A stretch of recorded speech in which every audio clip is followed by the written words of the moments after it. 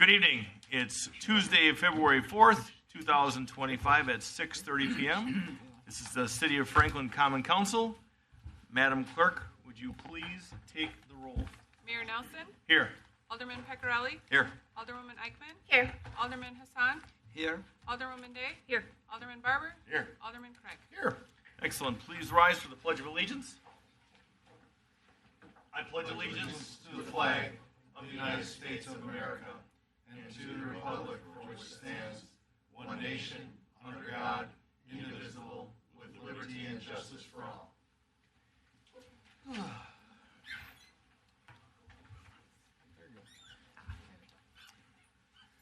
Okay, going on to item B, citizen comment period. I'll read this again as I do, verbatim.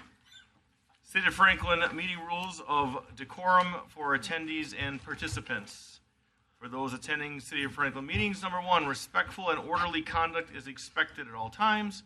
Number 2, disruptive or unruly behavior, including but not limited to clapping, verbal disruptions, signs, and outbursts will not be tolerated.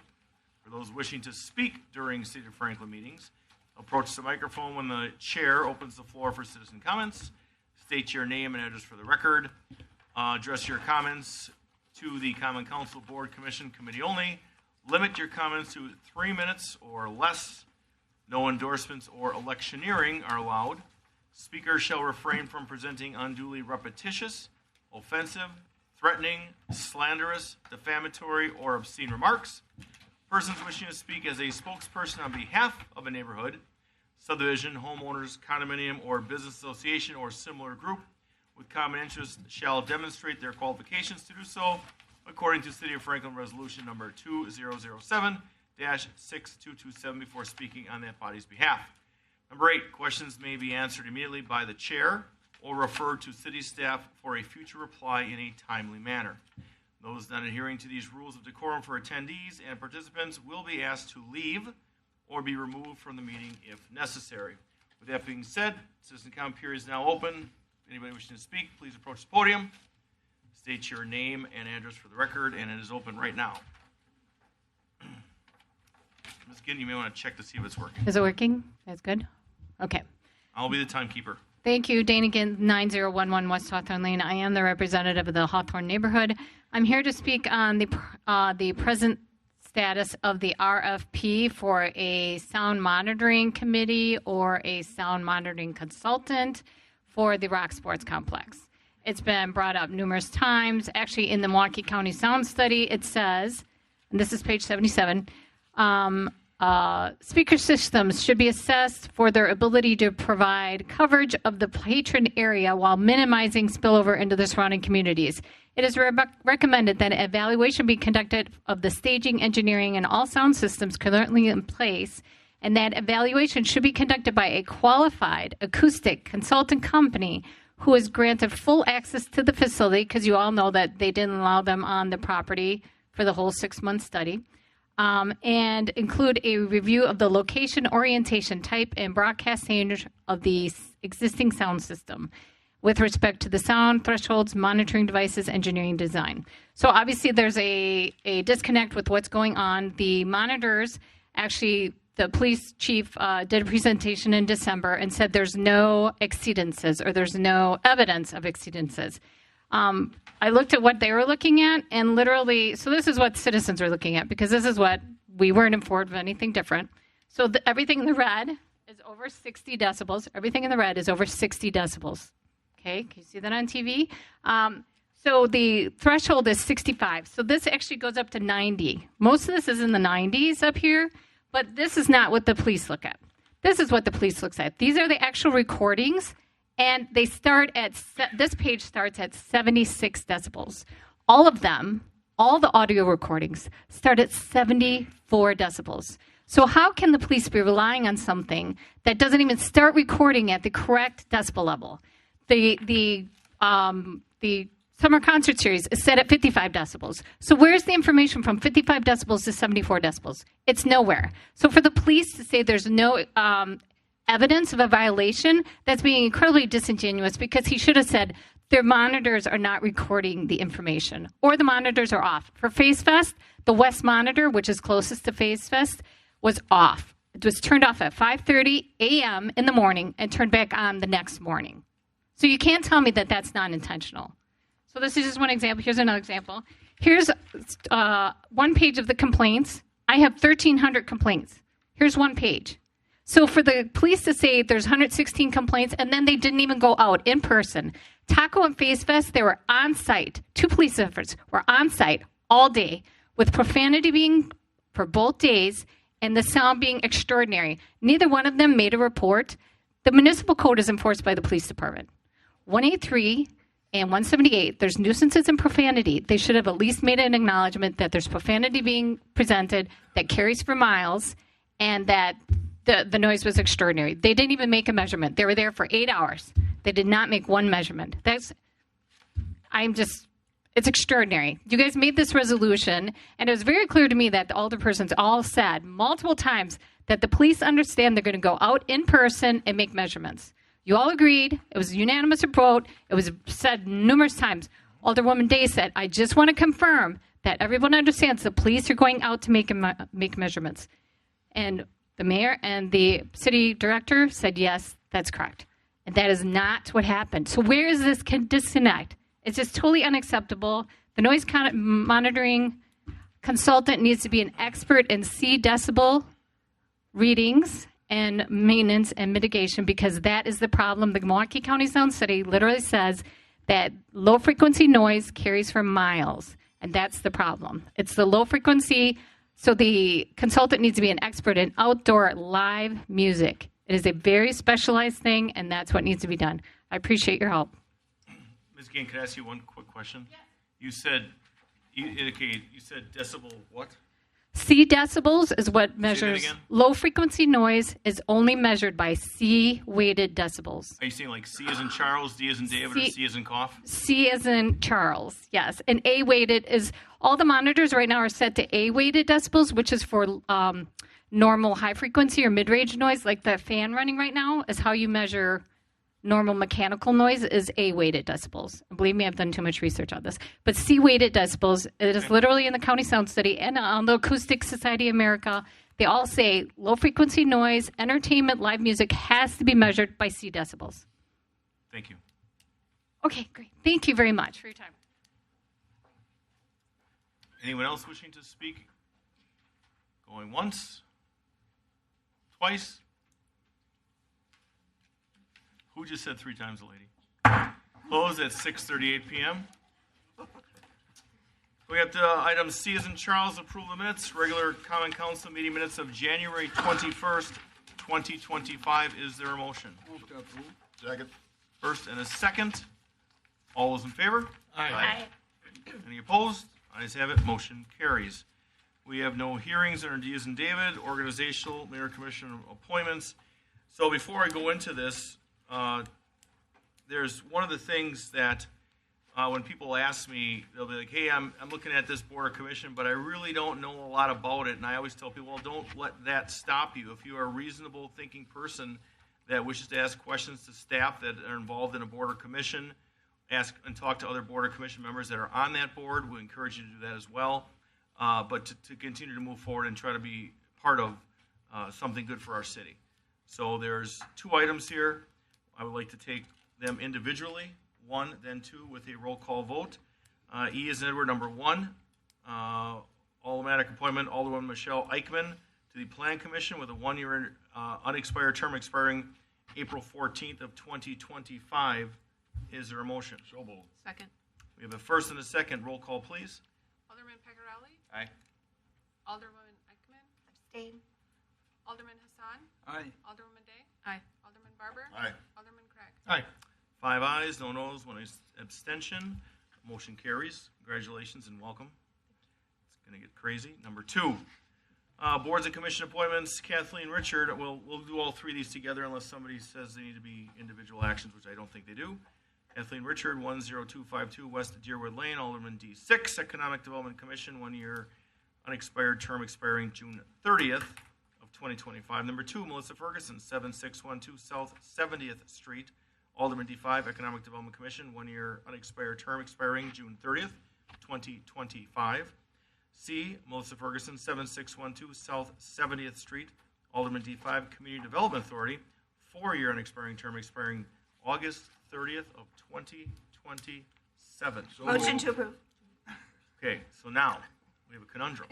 Who did I hear first? Me. I got ring in my ears over here, and I got As pretty the clear. lowest. So we'll go with Alderman Barber as the first, Alderman Hassan as the second. Roll call, please. Alderman Craig. Aye. Alderman Barber. Aye. Alderwoman Day. Aye. Alderman Hassan. Aye. Alderwoman Eichmann. Aye. Alderman Picarelli. Aye. 6 ayes, no noes, motion carries. Welcome and thank you. I thank you because we're filling voids and getting people that want to get involved. So thank you very much for everything that you are about to do.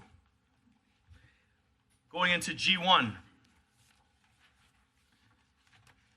A resolution to award the West St. Martin's Road, State Highway 100 Water Main Extension Project to the lowest bidder, Globe Contractors, Inc., in the amount of $501,977.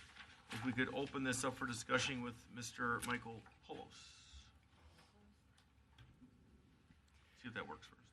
Good evening. Good? All right. So we opened up bids last Thursday for this piece of water main. That's kind of a critical piece of main for the overall water system, including with the new tower being built. It's a transmission main, 16-inch main on West St. Martin's Road from Pewds down to Elm.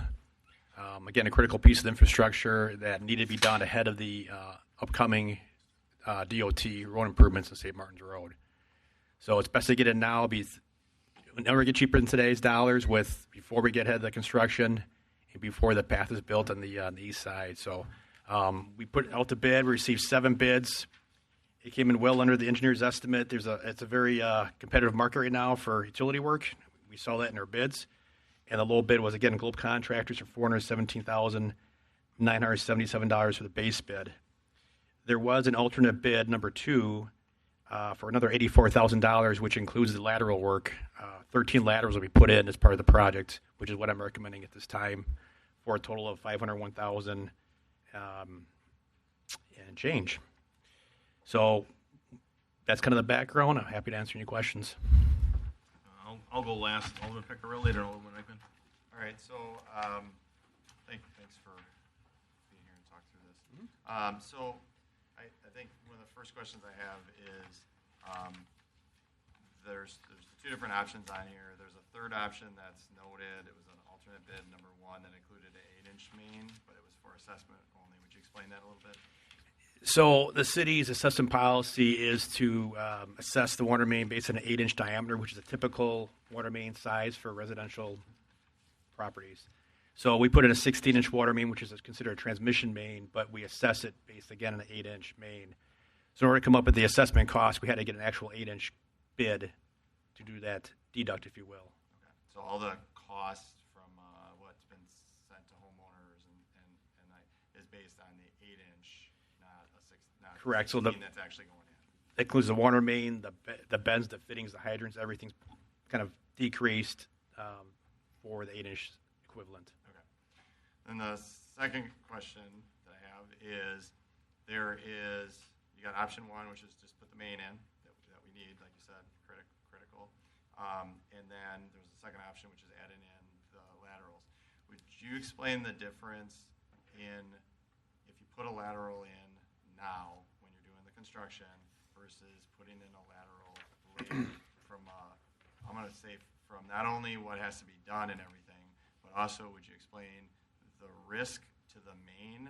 Because is there a difference in it's in the ground, we're building it and we put it all together now, Right. or if we put it in the ground and later on we have to connect to it, what's the risk to the main? A couple points. One is we first sent the letters out to the residents. We estimated the laterals would be $12,000 a piece. And then when the actual bids came in, they dropped down to about $7,500 a piece. And how we do that, it depends. We average out the lateral cost the same across the board. The residents don't know which side of the road the main will be on, so it's unfair to have, hey, you have a longer lateral, you have a shorter lateral, and charge differently. So we charge the same amount for everybody, average it out. So you'll never do better at this as far as pricing because it's competitively bid. We have 13 laterals, so again, savings for having multiple laterals. It's a contract the city is going to administrate, inspect, warranty for a year, and work would be good.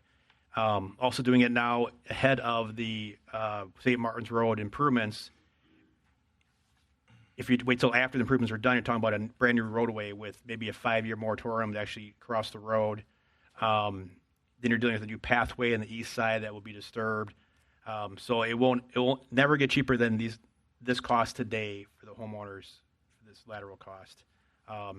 If you go bought it by yourself on your own down the road, then you're dealing with the DOT on your own, DOT permits, hiring your own contractor, getting a price for maybe a single lateral, which would be much more expensive than this.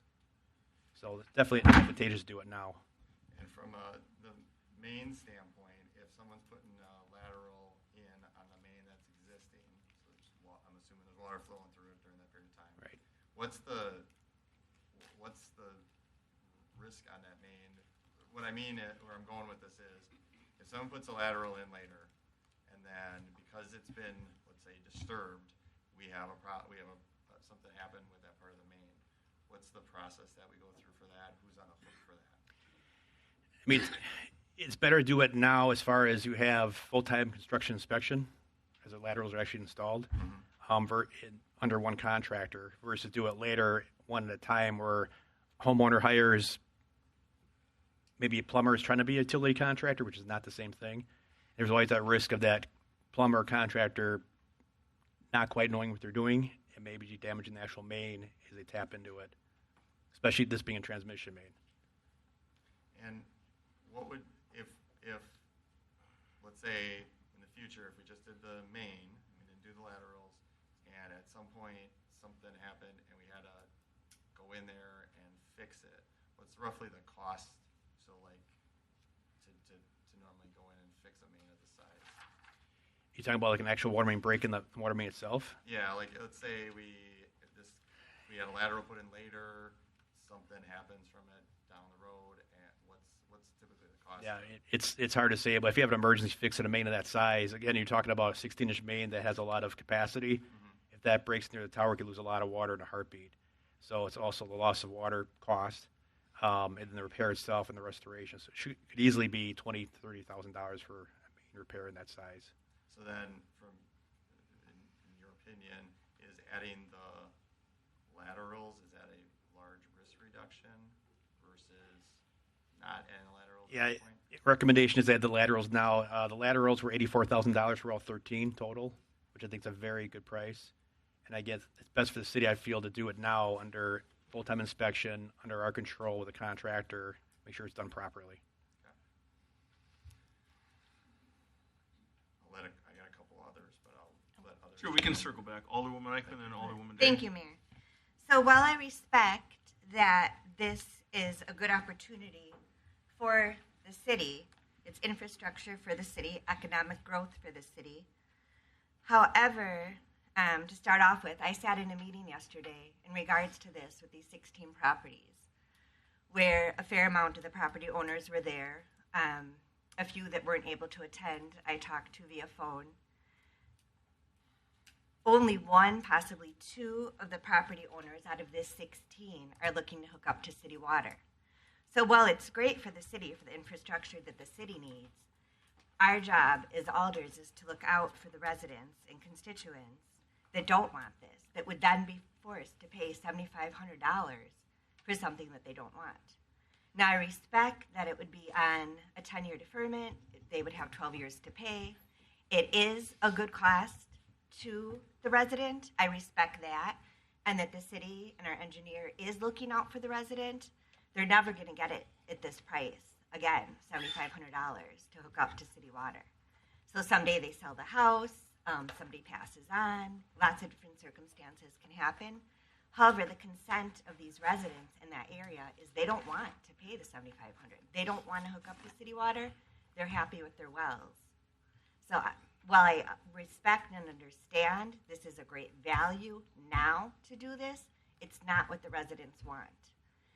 I wish that we would have had more time. I'm not sure, being that it's not in my district, how much those residents were informed, if they received a fact sheet of the benefits to them on this or not, or if they just received that letter in the mail that I was given a copy of on Sunday to have the meeting on Monday. And it was kind of done quick, so maybe we didn't have time for it to sink in to the residents that now would be a great time to hook up. But I can't see forcing a resident to pay $7,500 for something they don't want to help the infrastructure of the city, to benefit the city. With that, I'll yield for now. Thank you. Mr. Poulos? Thank you. Just to clarify, the $7,500 is just for the lateral cost. Here's also the front foot assessment in addition to that. So make that point. Just wanted to clarify that. Thank you. And point two, I actually remembered. We did notify the residents two separate occasions, January 2nd, January 21st, with two separate letters. As I explained before, I believe the timing's not ideal. This main probably should be put in the ground a year or two ago. It just wasn't for whatever reason. I don't have an answer for that, unfortunately. But when we discovered that this main is needed, it was an oversight. We rushed as quickly as we could to get the plans designed. We actually received the DNR permit today for approval, which was a record pace to get this main in the ground. So as far as getting a short notice, it is short, but we did the best we could with the hand we were dealt. No, and I respect that, Mike, and all the work that you've done to get this project to move forward. But I don't feel the residents should have to pay for it because the city fell behind on it before you came aboard. So with that, I'll yield for now. Alderwoman, Mr. City Attorney, then Alderwoman Day. I don't see this as a matter of falling behind. It's just the timing with the state project going through, and yes, the city could have decided to do this earlier, but it is what it is in that regard. With regard to notices, especially to the properties benefited thereby adjoining the road and the lateral to be the main and the lateral, which could be installed, there is a specific process for a city, village, town, especially assessing in the statutes and the municipal code.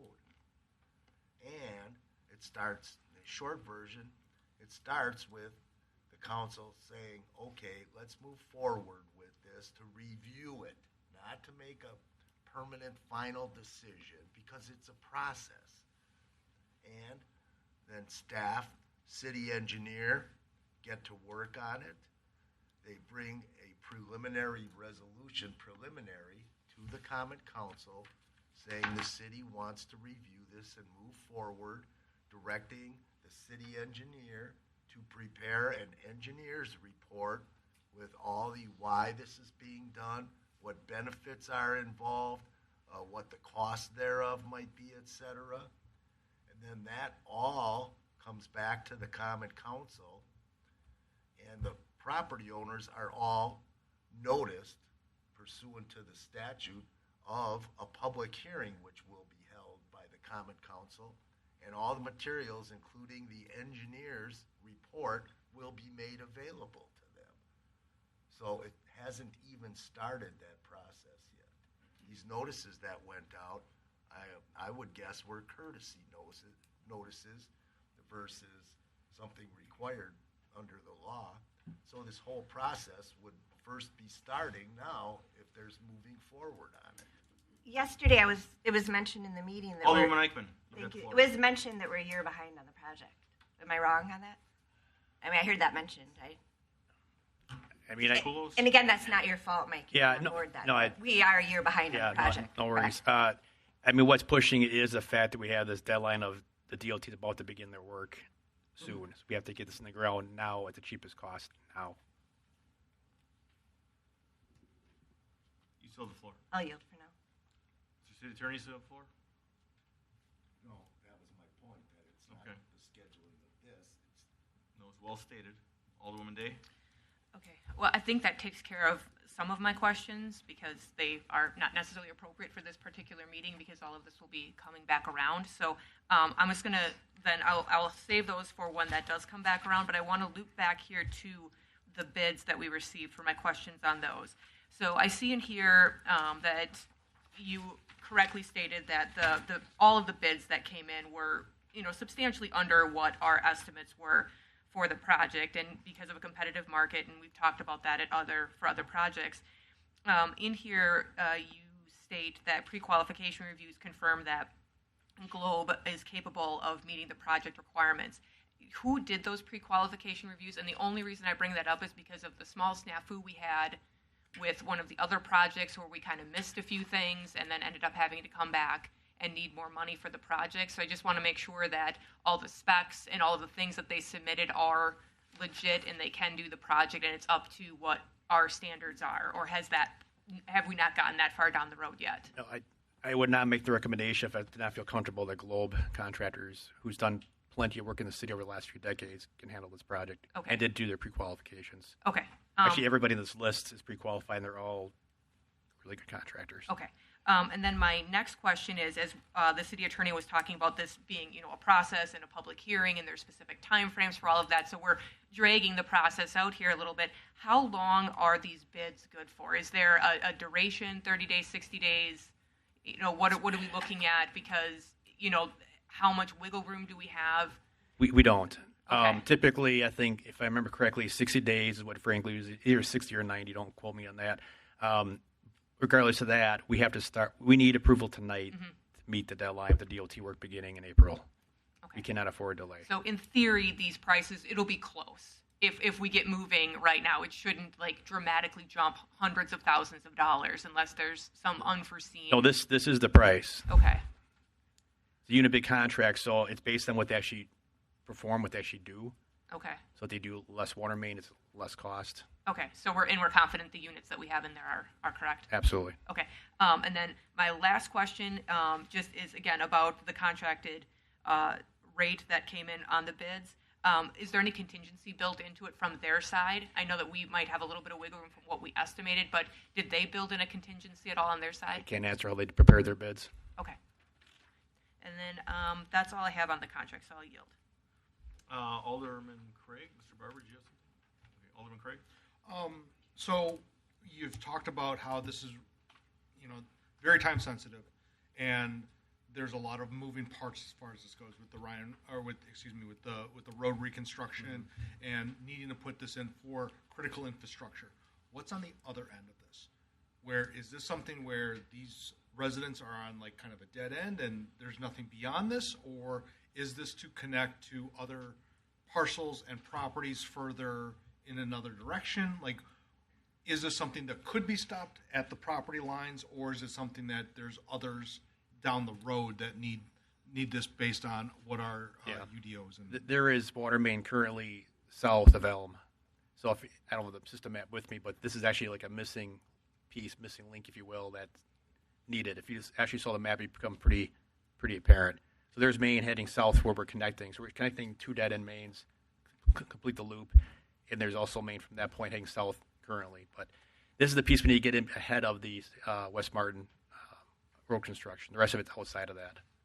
And with the road construction being the kind of the real thorn part of this, my understanding is that, as you said, 5 years after the road is done, then nothing can kind of be put in that spot, or It's a state project, could even be 10, but regardless, it's going to be much pricier doing anything after the road's done versus today. okay. Thank you. Alderwoman Eichman. Thank you. In our council action sheet, on the back of the page, where it starts, city staff recommends awarding the base bid, plus the mandatory alternate bid number 2. That last sentence states presenting a cost-effective opportunity for both the city and the affected property owners.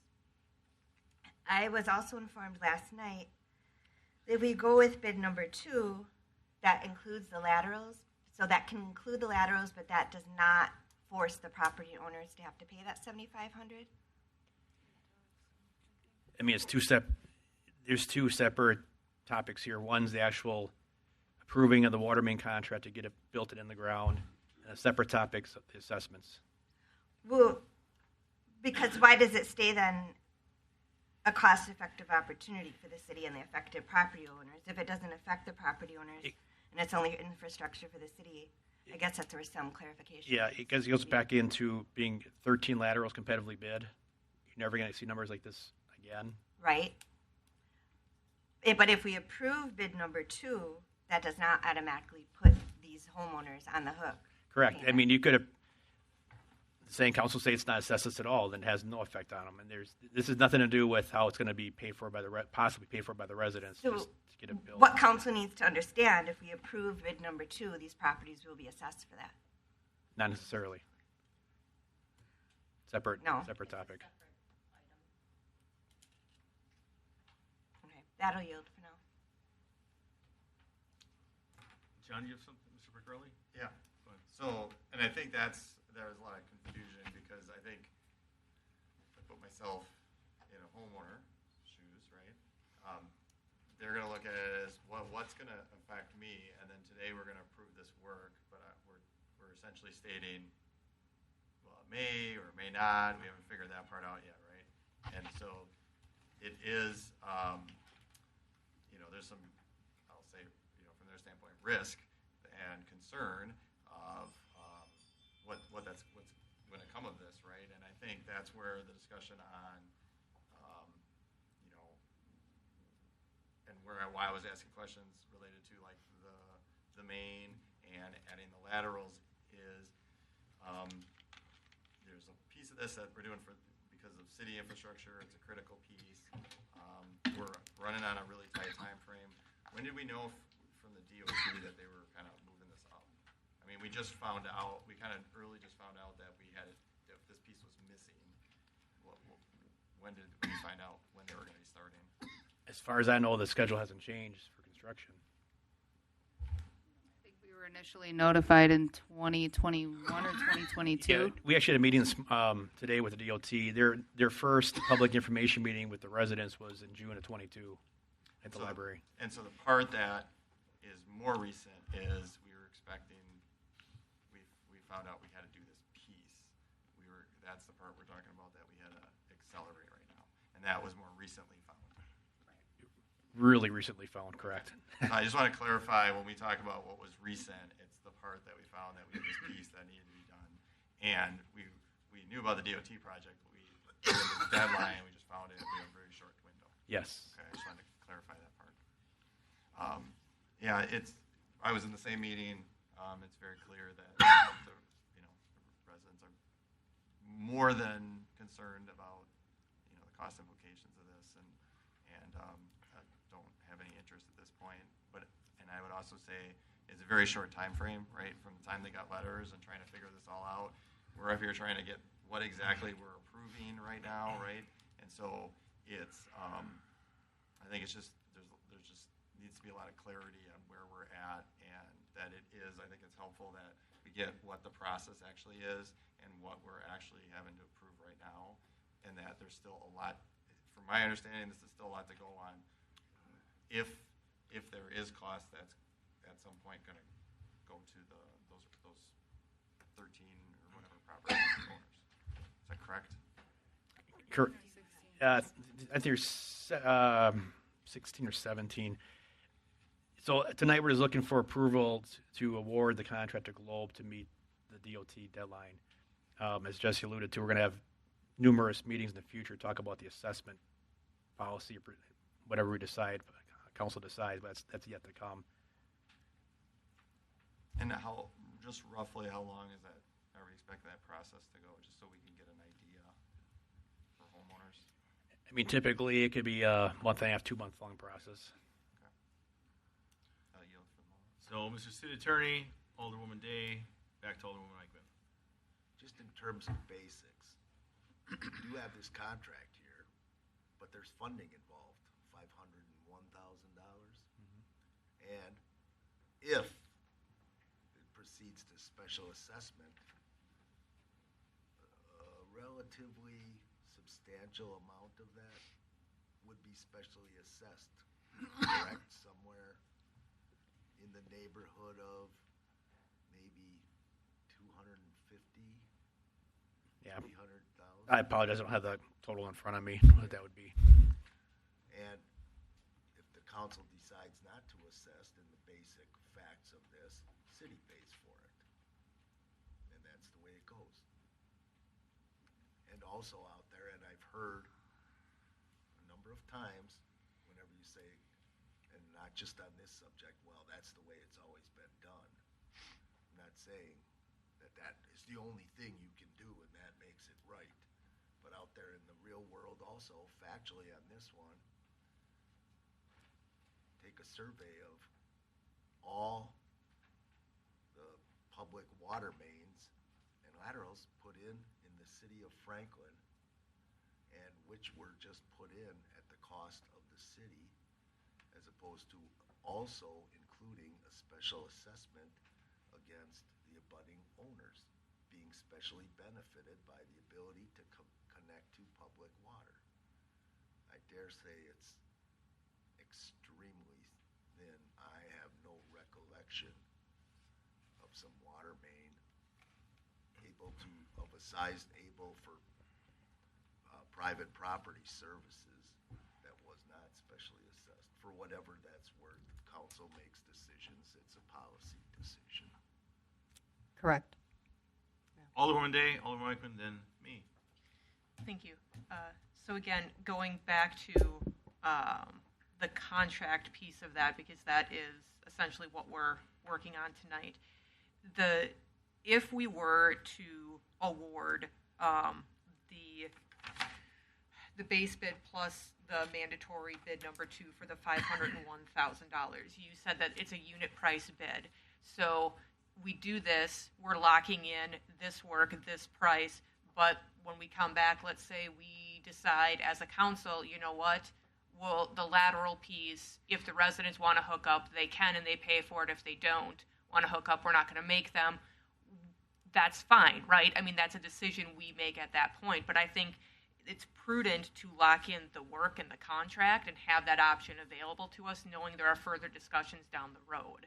I have a lot to say about the assessment piece of this, but again, that's not what we're talking about tonight. So I think the contract piece, provided that I'm understanding this correctly, that we're not beholden to putting in those, 13 or 14 laterals. I'm sorry, I've already forgotten the number. We're not beholden to putting them in just because we accept that base bid plus alternate 2, correct? So I purposely did alternates. So the council could reject the alternate, not putting any laterals in, or accept the alternate and you put the laterals in. It won't be fair to the contractor to accept it and then put in 2 out of the 13. So, and then roughly speaking, I'm not going to hold you to this number.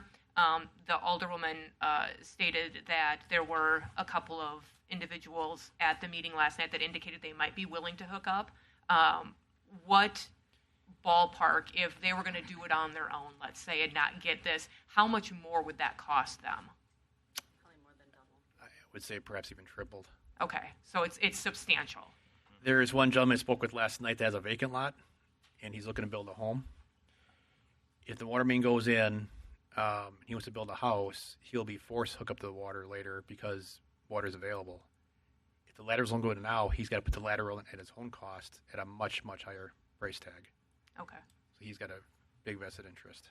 So if we vote to award base bid plus alternate 2 for the $501,977, we're basically saying we're doing the whole shebang, no matter what, and then the payment assessment piece gets worked out later. But the laterals are going in no matter what. That'd be my recommendation. Correct. 100% you're accurate. Okay. Thank you. That was my clarification. Thank you. Mr. City Attorney, did you have nothing at this point? Alderman Eichman, then me, then Alderman Pecorelli. Thank you. Alderwoman Day just covered a lot of what I was going to ask. There was some conversation last night that if the laterals weren't needed, if those homeowners didn't want to hook up, why spend the extra cost of even putting them in? That was discussed last night. So that's kind of changed a little bit from possibly from yesterday to today. So now we're okay with putting the laterals in and the effect that the city may likely be paying for them. That's my recommendation. You make the decision. And is it correct, and I won't hold you to this cost, if the city does end up paying for these laterals because the homeowners do not want to hook up, the cost is approximately $90,000. $84,000. $84,000. So the city would be paying the $84,000 for the laterals versus forcing homeowners that don't want the water to pay. So I'll yield with that. Thank you. Okay, so I've been involved with this since day one of this, plus talking to many of the neighbors and many of the residents. Attended the meeting last night, spoke to more people today, and it is, it's overwhelmingly crystal clear that the neighbors, the 16 properties, do not I'll wait till everybody's done, do not want this water. They don't want it. Now, what do we do from there? So we need the greater good of the city to be served by this project. Now, I believe, after talking with Engineer Poulos, it is very prudent to spend the $501,000 now today with the laterals, and then that gives them and affords them the opportunity in the event in the future they or whoever moves in wishes to hook up and complete their cost for city water. Now, tonight's action is simply to award the contract, in my opinion, to go with the one that's $501,000, and then let the process, as explained by the city attorney, move forward. And you'll see the fiscal note that says staff will bring to council a preliminary resolution declaring intent to exercise special assessment powers at a later date. So that means all the conversations, all the if we do this, can we do that, moves forward at a later date. But to lock this in tonight is extremely important with timing. As far as where it goes for the payments, if we, as a council, choose to give indefinite deferments, choose to, go off of the current ordinance, which was apparently amended later, but I had 1998 as the last time, which says that the only way you've got to pay anything is if you choose to hook up, if you sell, or if you subdivide. Now, that also can be amended. The council has ultimate authority to change city ordinance, to change and amend, adopt, whatever we wish to do. But tonight is vital to get this to move forward for timing purposes. Nothing is going to get discussed tonight, because it's not on the agenda, about how it gets paid in special assessments. I personally have gone on record, I want an indefinite deferment. These neighbors don't want it. They made it crystal clear. I didn't even get a hint. Nobody even whispered in my ear that anything about water. And it's the will of the people. We need this project for the city. It benefits the city. The neighbors don't want it, but that's another discussion as far as how that gets paid for. But the council has options. But I implore you tonight to come together, get this 501 done. We can move forward. It's the right project. It's the right amount. It's a couple $100,000 less than expected. So there is a huge savings component right there, just to afford those in the future that may want city water, that may want it. Alderman Piccarelli. So I want to clarify, make sure it's clear when we say laterals, what that truly means. So the lateral, would you explain, when we talk laterals here, where does it start? It starts at the main, where does it end, and then what would be from a homeowner hooking up, what's involved with that? I think clarification on that, because lateral is used multiple times, I think, in that scenario, and I think it'd be help everybody to be clear on that. Sure. So a water service or water lateral, same thing, is the piece of service from the water main to the right-of-way line, to the property line, and that's it. So that's the portion that's the city owns and maintains, responsible for, and that's where this would stop. And if the homeowner wanted to actually have water to their home, they'd hire a contractor, a plumber, to run it from the right-of-way line to their home, inside their home, install the meter, that sort of thing. In addition to that, the city does have water impact fees of about $3,200 and a water lateral permit fee of about $85, in addition to what the assessment costs would be. Okay. Thank you for the clarification, because I think that's important when we're talking about this lateral. It's essentially getting a pipe from the main outside of the road and everything like that, but it's not getting it anywhere near anybody. It's within public right-of-way, not on private property. Okay. Thank you for the clarification. Mr. City Attorney, then Alderwoman Eichmann. But from the roadside, city property, to the building on private property, that is still lateral, but that's the one the property owner has to cover. Correct. Pay for, get installed. So the lateral is connection from the building to the main. There's just two separate parts of it. Alderwoman Eichmann. So last time I'll mention this, 'cause I know that's not what it's about, it's important for council to know. So if the homeowner were to have to pay for the lateral and or be specially assessed, it's a lateral that's on city-owned property. I just want everyone to keep that in mind. So that's what part of this is. Am I correct? Yes, as well as a portion of the cost of the 16-inch water main. And I'm not the city engineer, but I think the assessment only goes up to 8 inches, an 8-inch main. So it's on public property too. But that's what it is, and it especially benefits the adjoining property, as well as serving a public interest. And then because we're not deciding on this tonight, then down the road, if we can have a fact and benefit list to those homeowners, one thing off the top of my head looking at the fire chief here is then it would provide fire service to this area, which may in turn bring down homeowners insurance and different factors. I think if we can have some more meetings and explain some of these more details, that would be an excellent benefit to the residents as well. And I'll yield. Thank you. Okay, Mr. Poulos, I know you don't have a book in front of you, but as I see recommendation and I see council action requested, are you good with what that council act? I mean, I'm looking for the proper motion to be made moving forward, exactly what you want to hear in the motion. I'll make the motion. Well, we want to get some clarification first, because I see optional motion to adopt resolution number blah, blah, blah, a resolution to award West St. Martin's Road State Highway Water Main Extension Project to Globe Contractors, Inc. in the amount of $501,977. But it says optional, so I'm kind of... The only thing I would add to that is the city would need to accept mandatory alternate bid number 2 plus the base bid for a total of $501,977. So there's a combination here. Mr. City Attorney, you understand what he was saying? Perhaps you could put your legalese spin on what this should be for a proper motion? It combines the recommendation plus the council action requested is what I'm gathering. That's where I see there's a disconnect here. Because if I was to make a motion, I'm combining 2 different paragraphs. It's the motion as set forth on the council action sheet without the word in parents optional. And then after Globe Contractors, Inc., put a comma, accepting the base bid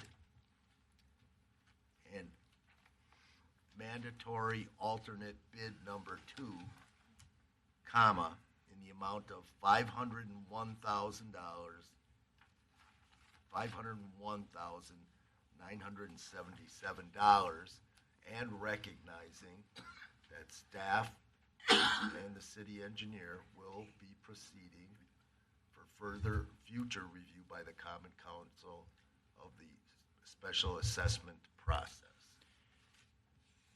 The only thing I'll add is we need to reject mandatory alternate bid number 1, which is the 8-inch equivalent, just to make it clean. So on the end of that, Mr. City Attorney would be simply stating rejecting alternate bid number 1. Correct. Mandatory alternate Correct. bid number 1, and I would put that after the acceptance of the Base bid plus mandatory alternate mandatory alternate number 2.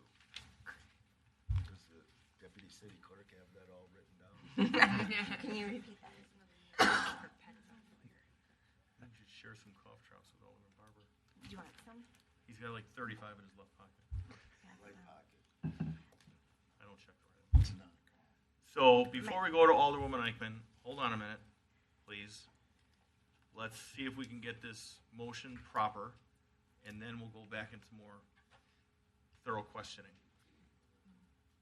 So we've got. I just want to make sure we're everything was good until we had to add that rejecting mandatory alternate bid number 1, and then everybody saw something shiny and they lost concentration.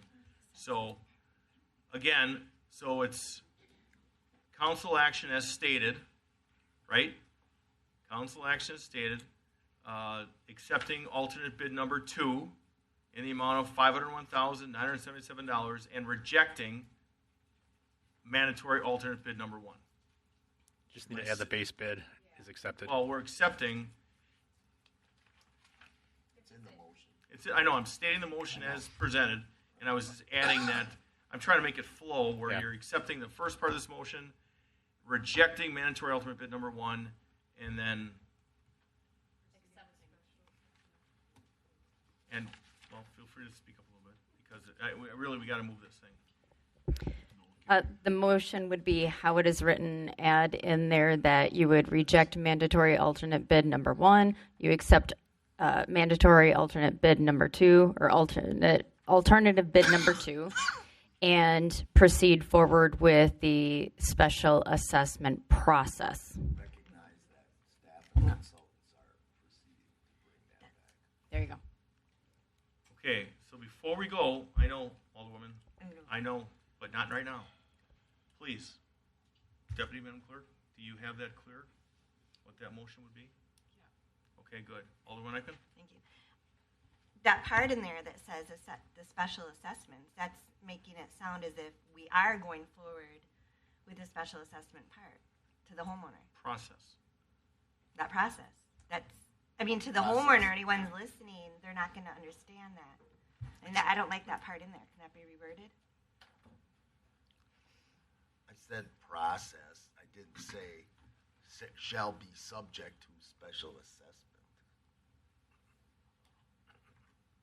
It is crystal clear, and I don't know how more we can make it crystal clear that that's going to be part of a discussion in the future, which would include, could be indefinite deferment, could be a whole number of things, but that's that component of discussion and process moving forward. Mr. City Attorney. And the property owners that were in attendance yesterday evening were told that. Today, too. I stated the process. It's a process. I think you're very clear on it. Alderman Eichmann. But with the process, it doesn't necessarily mean they're going to be specially assessed. That's Not at all. correct. That's correct, Okay, ma'am. I just want that to be crystal clear. I thought it was.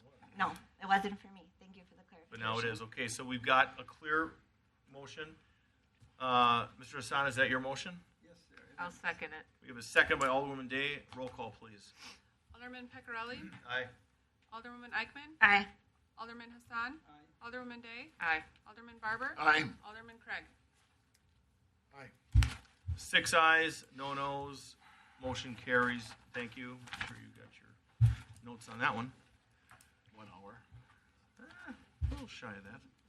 G2, a resolution authorize a professional services contract with Grafe USA to provide construction, administration, and inspection services for the South 116th Street Trail project for a fee of $178,100.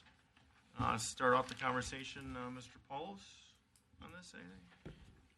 This is a project that Grafe designed, and now we're moving to the actual construction phase of that this coming spring and summer. So this amendment from Grafe is for inspection services and contract administration for that work. Further discussion as Mr. City Attorney is going through his stuff. Motion I'll authorized. I'll second. We've got a first and a second. Mr. City Attorney, you've got the floor. Kelly? Please. How about authorize some minor technical changes to the resolution? Because it doesn't have that it shall be executed by mayor, city clerk, director of finance and treasurer, etc.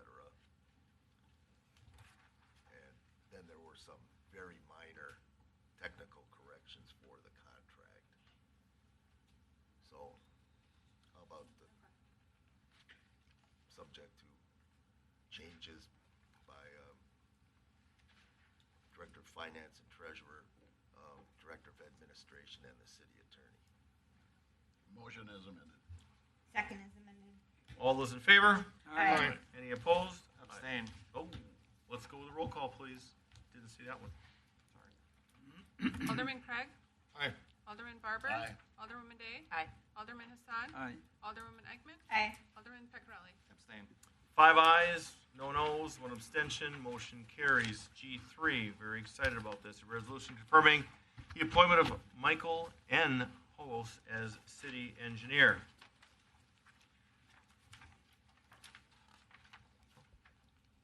Motion to adopt. Well, all right, so let's go with this. We've got, all right. Well, why don't we do this? We have one motion. Is there a second to the motion? We'll go with discussion. A second. We have a first and a second discussion. Mr. Craig. Thank you. So, does this mean you're coming on board to the city of Franklin? No, not even a little. No. Okay, because when I read this initially, what does this mean as far as it goes? Is it just like Mr. a City title Attorney. only? Is this? Mr. City Attorney will clarify why we have to have. Because I asked the same question. Right. City needs engineering services. Forever in the day, the city had a city engineer. That public office is vacant. And yes, you can contract out services, et cetera, but there are code provisions, et cetera, et cetera. He's saying an awful lot of et ceteras regarding mention of the city engineer. I think it's section 55-1 or whatever. Correct. The code, all the public officers for and in the city of Franklin, starting with the mayor, elected officials, and one of them is city engineer. So my recommendation was city of Franklin needs a city engineer. So not just contracts, it should be an official public office pursuant to the code. So That's why. So does that mean anything in terms of benefits? Does that It changes nothing with prior agreements. What it basically does is that it allows us to move forward with business as usual by acknowledging that he has been confirmed as the city engineer. will this then be reflected within employee handbook statement of? No. No. Mr. City Attorney, you got the floor. Bring it home. He's a public officer if appointed, not a city employee. Very similar to our city attorney, who is not a city employee, but is an appointed and confirmed public officer. Okay. I yield. Alderwoman Day? Thank you. That was the majority of my questions. I had one other one. Knowing that you are still technically an employee of Grave, having this title of the official city engineer of Franklin, does that present any conflicts of interest to you or to Grave having that title for any of the other work that you may be doing, or are you solely working on Franklin projects? Yeah, my entire 32-year career at Grave's been strictly municipal products. I don't do private work. As it comes to the city of Franklin, Franklin comes first for me. I mean, as a professional engineer, we have ethics. I take them very seriously. So what I do, and Grave knows this, city of Franklin comes first, Grave comes second in this role. Okay, I'm trying to protect you with that question. 100%. This has nothing to No, I appreciate do it. with Absolutely. you. I'm 107,000% on board with this, but I just But not 108. Yeah, I know. I could get there maybe, but We're all getting there. But yes, so thank you. Those are my confusion questions, and then just protecting your license and everything. So thank you. Alderwoman Eichman. I've got nothing. Earlier I was going to make the original motion. That's why I was trying to get the attention. But I made the second, so. Okay, so let's go a roll call on this. Mr. Piccarelli, do you have something? Yeah, so we've approved all this work with Grave and everything. That doesn't change any of this. This is really just that, I'm going to call it a role kind of thing. Correct. Okay, I'm good. And he mirrors the same benefits that we get. Electeds. Terrible.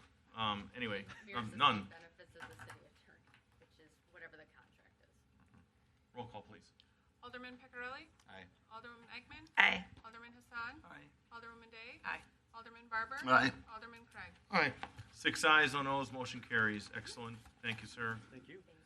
G4, Alderman. D3, resolution authorizing external officials to accept a conservation easement for and as part of the approval of the certified survey map and natural resource special exception upon properties located at 6311 and 6341 South 27th Street and 2821 West College Avenue.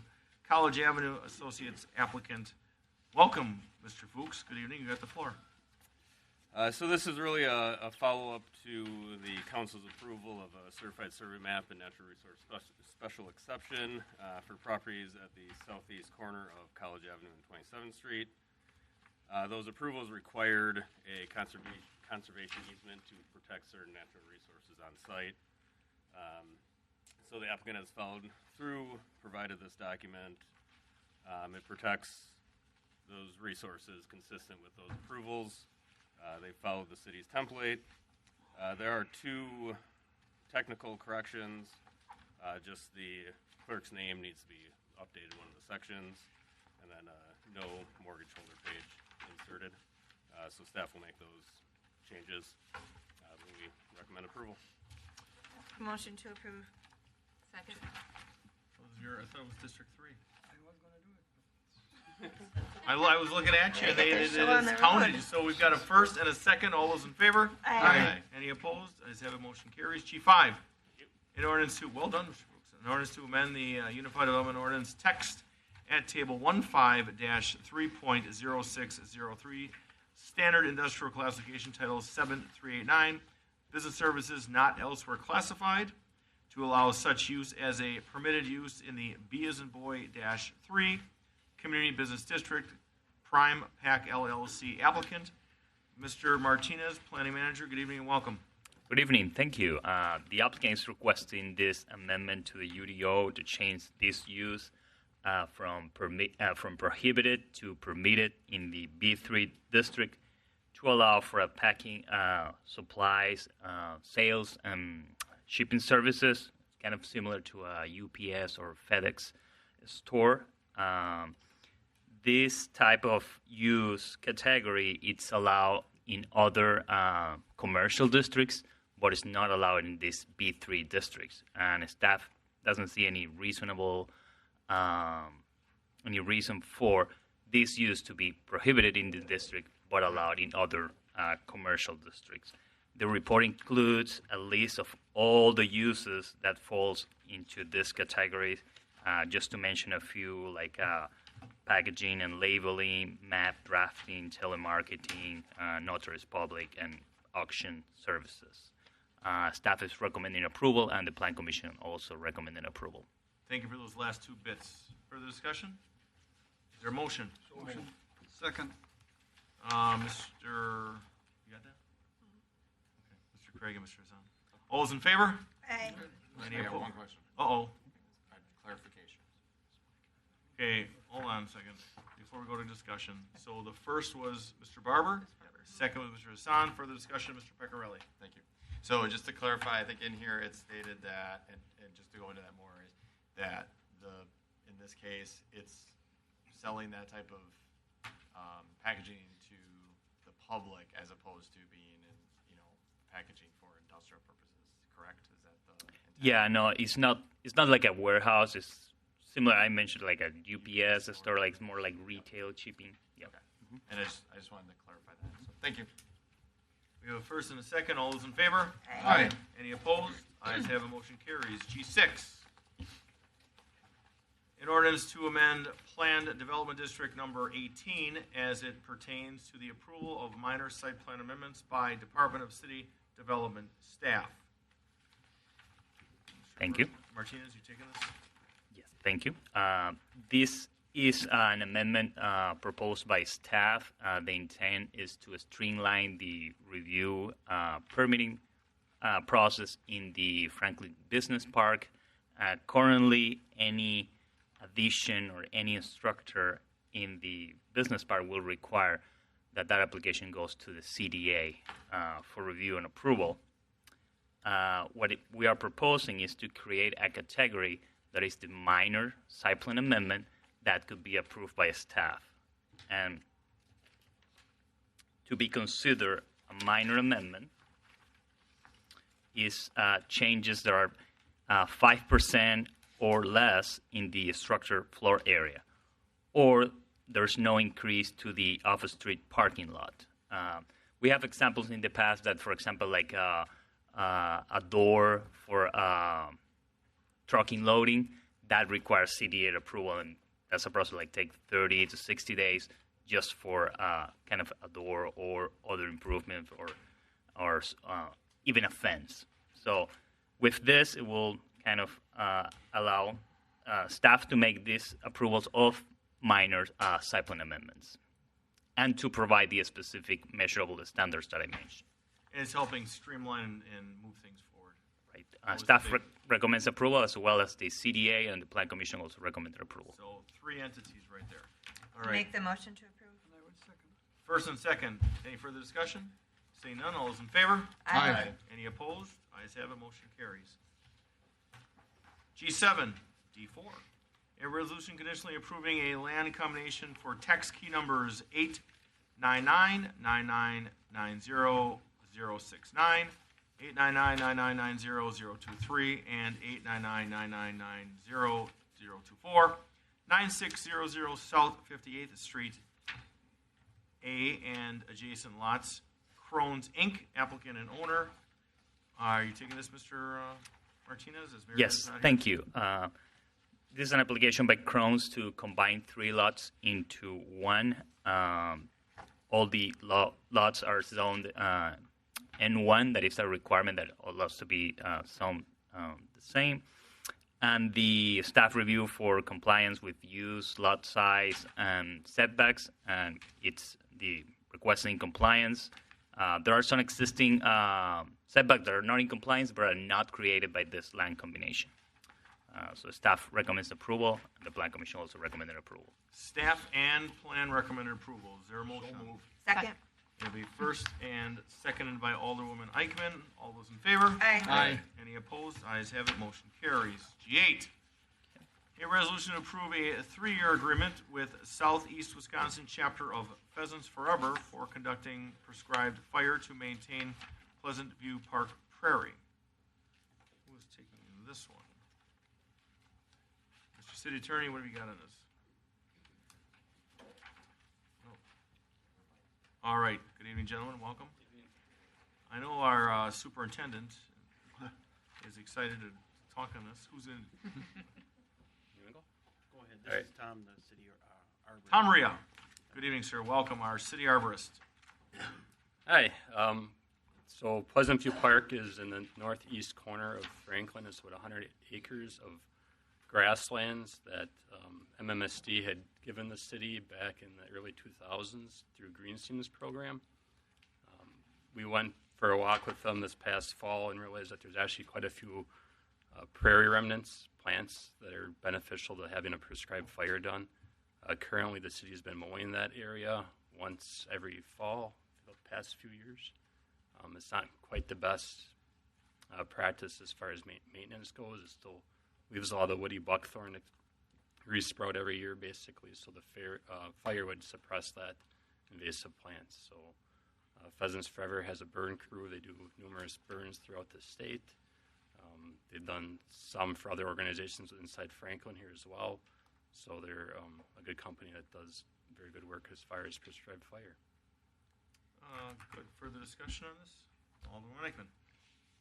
Because this is something newer to me that I'm not as familiar with, do they then obviously notify our Franklin Fire Department that it's being done, or how do they work together on this? Yeah, they're required to submit a burn plan that is reviewed by the fire department. They'll give the final go-ahead as far as the daytime conditions that way. So, yeah. Thank you. Motion to approve option A. A second. So we have a first and a second. Mr. City Attorney, further discussion.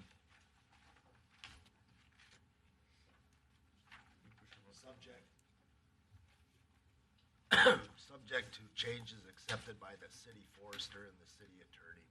There's some insurance provisions, et cetera, that are in the process. We're working with the contractor. Fair enough. As amended. As amended first, as amended second? Yes, as amended. Excellent. All those in favor? Aye. Any opposed? Madam Director of Finance. Well, you have a voice. Don't just wave at me with a Can you just little explain to me mouse. the share cost with MMSD in 2026? Sure. So MMSD still has a parcel in the far eastern area of that. They would like to, they are on contract with Pheasants Forever already for other areas that they burn. And they would just like to do that burn at the same time we do ours, then we could build them out, basically.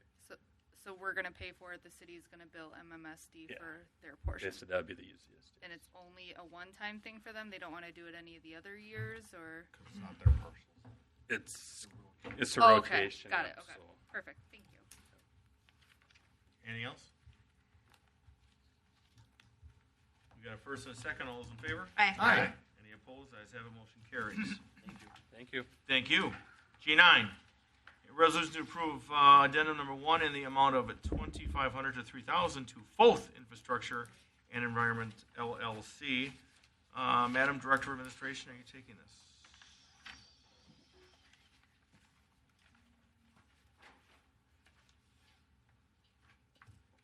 Yeah. Okay. If everybody read it, it's pretty straightforward. Any questions on this? Motion to approve. Option. Second. First and second, all those in favor? Aye. Any opposed? Ayes have it. Motion carries. G10, consideration of an initial resolution regarding industrial development revenue bond financing for Gabruder Peter LLC project. Information with respect to the job impact of the project will be available at the time of consideration of the initial resolution. Good evening, sir. Who's taking? John, are you starting this? Peter. Okay, just for the record, state your name and business address if you have any questions. Yeah, Evan Gillen. I'm the Vice President of Finance for Jack's Inc., and our headquarters are on Manhart Drive in Menominee Falls. The subject property is 9846 South 60th Street in Franklin. Okay, Mr. City Attorney will be describing the process.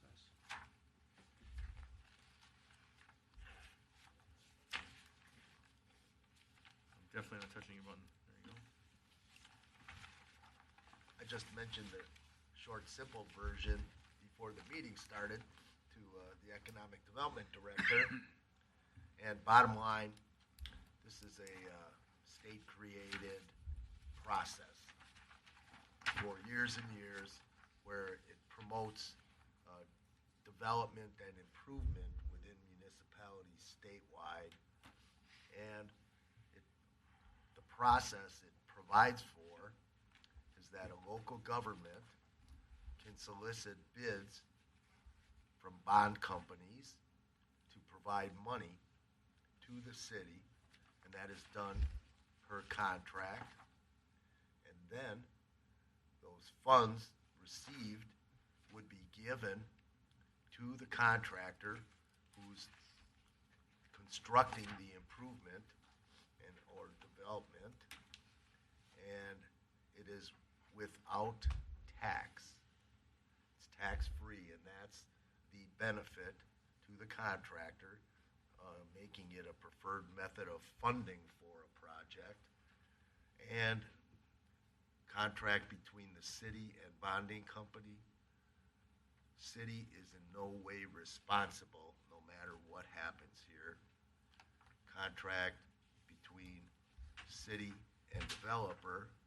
City is not responsible for anything that happens here.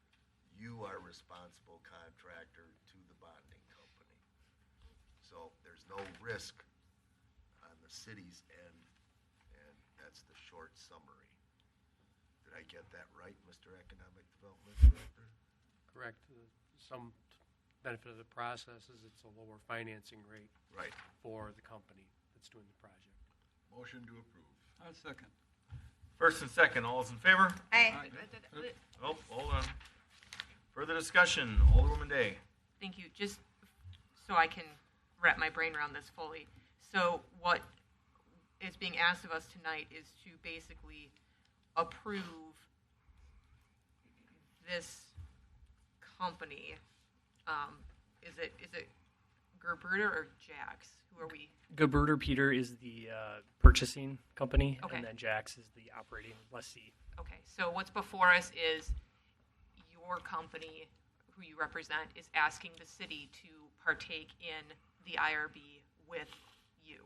Correct. And that is what we're approving, that we're going to go through this process. Okay. And it's specifically just for this one entity.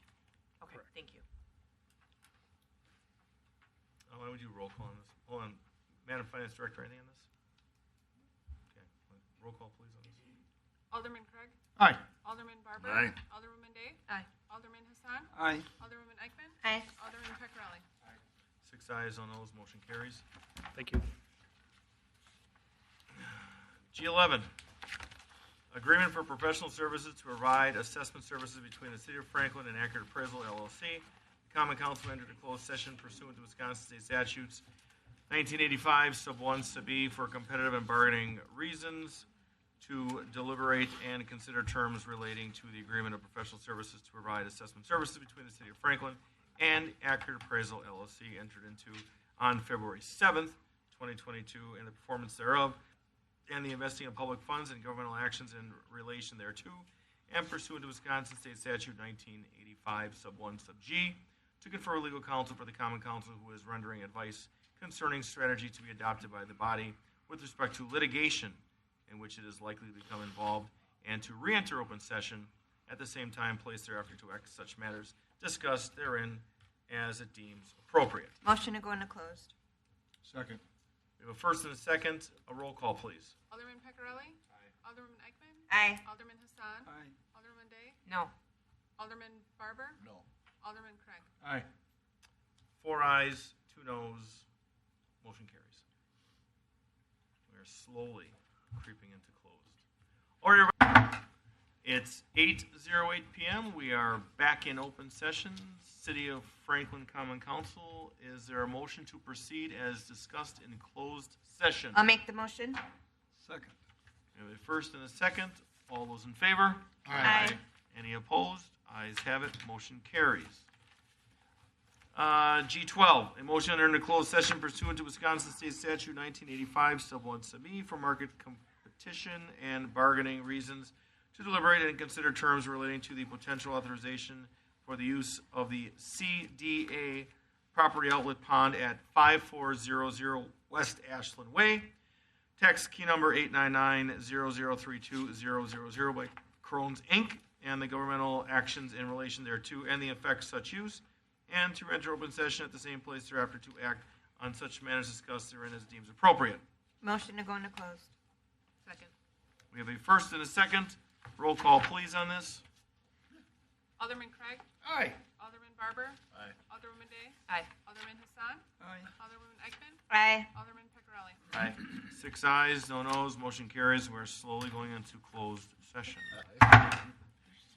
It is 8:18 p.m. We are back in open session. City of Franklin Common Council meeting. Is there a motion to discuss? A motion to proceed as discussed in closed session? No motion? No need. It's a CDA property. Okay. Courtesy only. Excellent. Place on file. Motion up with this. Well, there's no motion, course, and we're not going to have a motion. Motion to put on file. Moving along to H. It was for discussion only, moving into H's and Henry. Who is taking the licenses I will be tonight? taking this evening. Alderwoman Mayor. Eichman, you've got the floor. Thank you. Present this evening were myself, Alderman Craig, Alderwoman Day. For the first operator, new operator, there is a discrepancy in the application, so we are holding that. And the other 5 operators on here were all approved. Is there a second? Second. Roll call, please, on this. It's good practice. Alderman Pecorelli. Aye. Alderwoman Eichman. Aye. Alderman Hassan. This is involving liquor, so I will abstain. Alderwoman Day. Aye. Alderman Barber. Aye. Alderman Craig. Aye. 5 ayes, no noes, 1 abstention. Motion carries. I as an Ida, 3 points. This is also roll call. City vouchers with an ending date of January 30th, 2025, the amount of $4,220,706.62. Point B, payroll dated January 24th, 2025, in the amount of $574,278.05, and payments to the various payroll deductions in the amount of $587,196.01 plus city matching payments. And point 3, estimated payroll dated February 7th, 2025, in the amount of $476,000 in payments of the various payroll deductions in the amount of $272,000 plus city matching payments. So moved. Second. We've got a first by Mr. Barber, second by Alderman Hassan. Roll call, please. Alderman Craig. Aye. Alderman Barber. Aye. Alderman Day. Aye. Alderman Hassan. Aye. Alderman Eichmann. Aye. Alderman Pecorelli. Aye. 6 ayes, no noes, motion carries. Is there a motion to adjourn? So moved. Second. Mr. Barber first, Mr. Hassan second. All those in favor? Aye. Any opposed? Ayes have it, motion carries. We are adjourned.